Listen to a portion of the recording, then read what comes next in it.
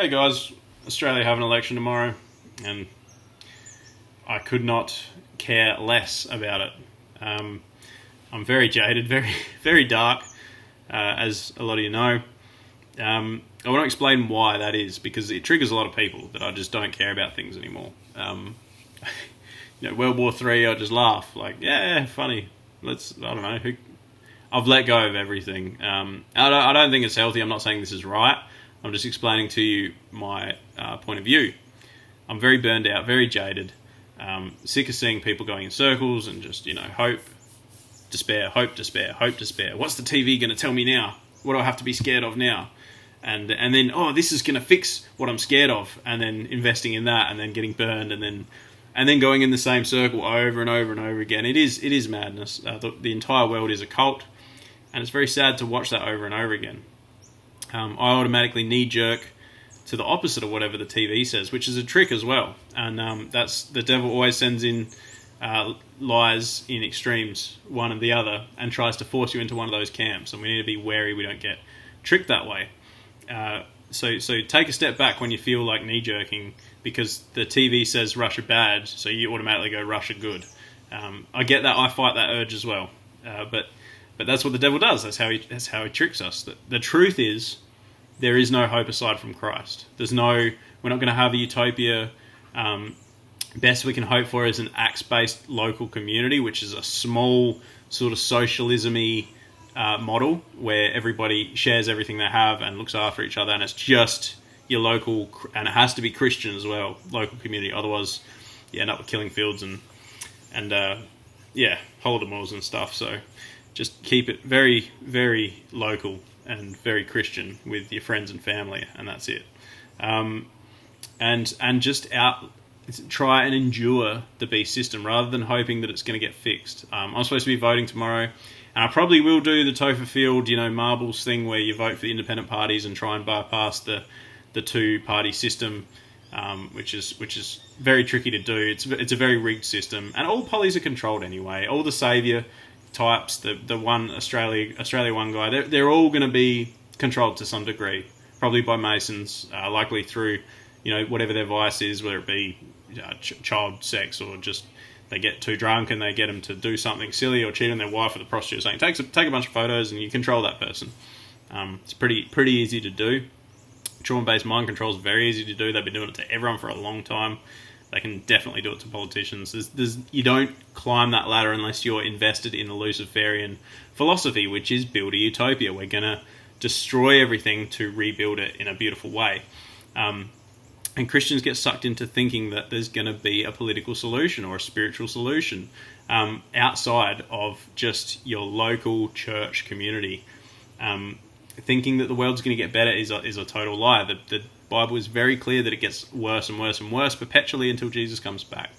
It's going to get worse than it is. Like, you think, that gay guy putting blood in a sneaker is bad. Like, buckle your seatbelts, guys. It's going to get real bad. We need to let go of the world a bit more, let go of, our hope. We need to stop putting hope anywhere else aside from the words of Christ, and that's it. Don't let anyone fool you into thinking that things are going to get better worldwide. It's just not going to happen. The enemy, the God of this world, our enemy, is in total control. He's got a stranglehold on all political systems, and he's tightening the noose slowly but surely. He's getting tighter, and we're going to end up in a one world religion. And the one world, the New World Order, I used to think it was going to be this full on satanic, boots stomping on your head and that kind of thing. I do think they're going to lower the population a lot, but I think it's going to come as an angel of light. I think it's going to come as this religion of love and peace, and everybody joins together. It's going to be all the Alice Bailey stuff that the UN's totally invested in. The New Age. It's going to be New Age. It's going to be a New Age spiritual revival. And we're going to find the Christ within, and we're going to realise that we are gods, and there's going to be this utopia built on love for everybody. And when I hear that, it makes me sick, because I know it's just the Tower of Babel coming, like part 2. So we got to be really on point when picking up New Age philosophy. So I encourage all of you to look into New Age philosophy and learn it. You're not going to learn anything concrete. Just learn how ridiculous it is and the patterns that they say. all is one and one is all, and we are God and you are me and I am you, and it's really wishy-washy and like super retarded. But they're listening to the father of lies, and they all believe different things as well. That's the thing. All these different groups believe different things. The devil doesn't care what lies they believe as long as they're serving him, and it's all going to eventually culminate into a one-world religion, which is the New Age Luciferianism, and it's all going to be worshipping the beast, and they start picking on us, and that's when...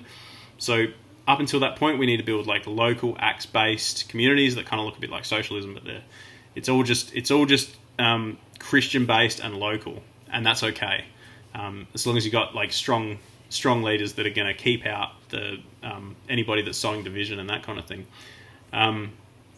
But it's aside from that, it's all going to get worse, and they're going to come for those communities eventually. They're going to chop our heads off and try and make us recant. It'll probably be similar to the Inquisition sort of, and yeah, there'll be decapitations, and we won't be able to buy or sell, so we'll just have to live off of our food, which is fine. I love that. I'd love to be totally kicked out. The way that Russia's getting sanctioned at the moment, I want that for me and my family. I want to not be allowed at McDonald's anymore. I want to be kicked off, like total internet, like all the Instagram, the Pornhub, all that stuff. I just want it all shut down totally in my local community, just everywhere. I want to be... they've had heaps of cool stuff happen. Russia have been kicked out of all the stuff that you want to get kicked out of. They're very blessed in a way, the Russian people, for losing all the, and that they're still paying $1 for gas, and our petrol prices are not even based on Russian, like the look at the dollar a litre history and all that kind of stuff. It's just people are just fleecing us. We're just getting fleeced, and like you got to get to a point where you're like, I'm getting fleeced, and not let it go, because you trust God more than you fear man, sort of thing, or you're not super invested. The further away that we can build these communities from the grid, from the system, the better. So definitely focus on looking at that. But the reason that a lot of us are so jaded and dark about what's going on and so detached, one is because of that cycle that we've watched people go in, and it's frustrating. But also, a lot of us grew up trusting that the culture was telling us the truth, and the culture was Luciferian, and our parents had no idea what was going on. They were very wrapped up in their own sort of selfish desires and ignorance, and they'd been lied to. And even their parents, like, they noticed the difference, and they're just like, in my day? But they didn't put two and two together, figure out that that's because they were falling further and further away from God. We see it now, and we're rebelling against it. I'll tell you how to rebel properly in a sec, because we've all got that urge to rebel against what we hate. And yeah, we grew up, we believed all this stuff, like, fill all those voids in your life with, sex, drugs, music, parties, women, that kind of thing. And a lot of us tried to fill that void with those things, realised the void got bigger. A lot of us, committed suicide. A lot of us killed our own children. We believed all these lies and just did all these horrible things, and we're pissed off about it. And you wake up and you go, I've wasted 10, 20 years, 30 years of my life because I believed all these lies that the culture was telling me, and it makes you very angry, understandably. And then that's when someone's very vulnerable when they first wake up, because they're going to go to whatever knee-jerk, as far opposite as the system as they can, and that's when you fall into anarchy or full-on, I'm not saying nationalism's bad, but there's wings of nationalism that are hate-filled and hate-driven and all that, and all that hate comes from all those lies, and we sort of knee-jerk react to that. We've got to be very careful that we don't do that and fall into another trap. If you want to rebel against the system that robbed you of your childhood, sexualized you, opened your web browser and showed you pornography and said that, you can be a man or a woman and that's fine, and you can kill your kids and drink and cook your brain on drugs and all that stuff.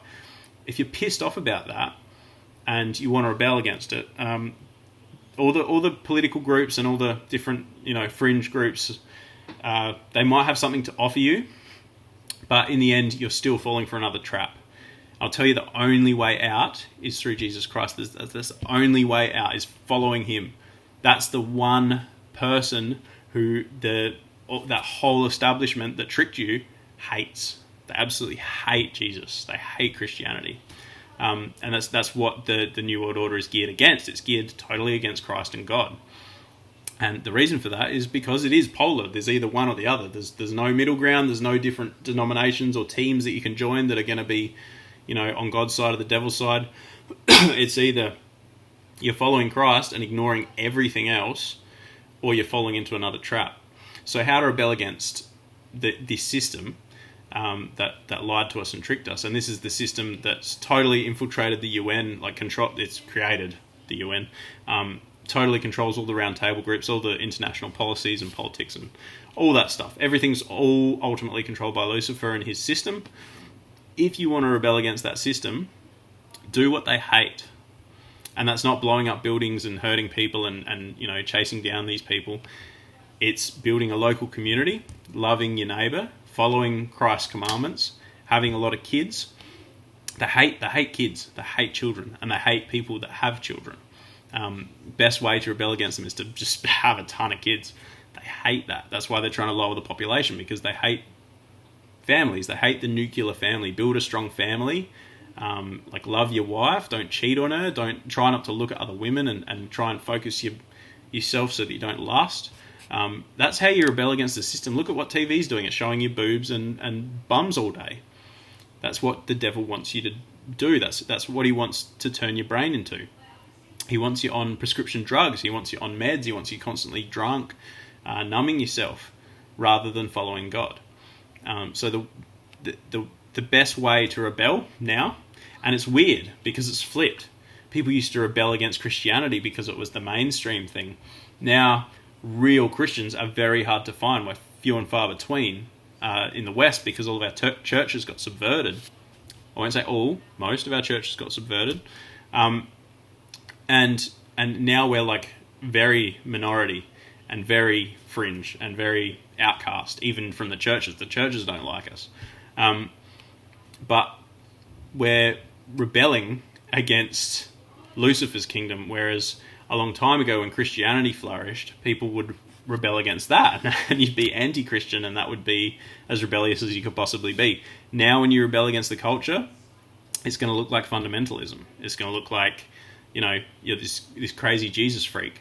You're having lots of kids and you're building a nice community. You're going down the park with your friends and having a barbecue. That's extremism now, guys. Not wearing a mask and getting a jab, not listening to science, totally rejecting science, totally rejecting the entire cult of the world. The world is a giant cult, just rejecting all of it and just focusing yourself on prayer, Jesus, and the Bible, and living that out. That is ultimate rebellion. So I encourage any of you guys that have freshly woken up to rebel in the way that you should, that makes sense, because otherwise you're just falling into a trap and feeding that thing that hurt you in the first place. You don't want to do that. That's it. Thanks for listening. God bless.